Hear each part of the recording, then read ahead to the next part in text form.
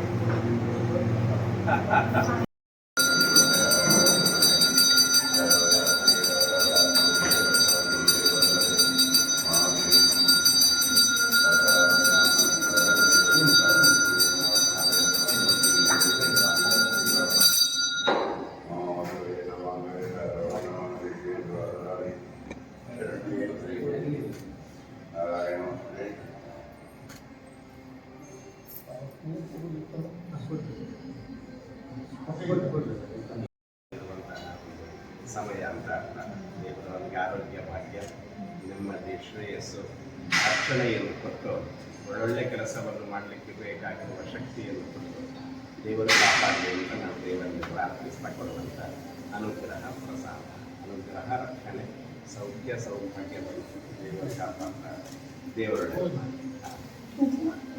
ಅಲ್ಲಿ ಹೊರಗಡೆ ಊಟ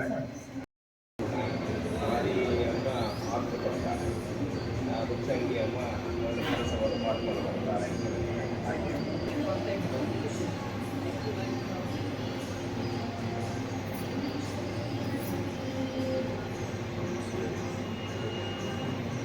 ಎಲ್ಲ ಸಮಯದಲ್ಲಿ, ಎಲ್ಲ ಕಾಲದಲ್ಲಿ ನಮ್ಮೊಡನೆ ನಿಂತುಕೊಂಡು ರಕ್ಷಣೆ ಮಾಡುವುದರಿಂದ ಅವರನ್ನು ನಾವು ಕಾಪುವಮ್ಮ ಅಂತ ಕರೀಬೋದು. ಹಾಗೆ ಒಳ್ಳೆಯ ಸಮಯದಲ್ಲಿ ವಿಷಯಕ್ಕೆ ಆಗಮಿಸಿದ್ದೀರ. ದೇವರು ಒಳ್ಳೆಯದು ಮಾಡಲಿ. ಇವರು ವೈಯಕ್ತಿಕವಾಗಿ, ದೈಹಿಕವಾಗಿ ಆರೋಗ್ಯ, ಮನಸ್ಸಿಗೆ ನೆಮ್ಮದಿ, ಸಾಮಾಜಿಕವಾಗಿ ಒಳ್ಳೊಳ್ಳೆ ಕಾರ್ಯವನ್ನು ಒದಗಲಿಕ್ಕೆ ಬೇಕಾಗಿರುವಂತಹ ಶಕ್ತಿಯನ್ನು ದೇವರು ಒದಗಿಸಿ ಕರ್ಮಗಳಲ್ಲಿ ಯೋಗ್ಯ ರೀತಿಯಲ್ಲಿ ಮುಂದೆ ಬರುವಂತಹ ಕೆಲಸವನ್ನು ದೇವರು ತುಂಬ ಕೆಲಸ ಮಾಡಿದ್ದೀರ.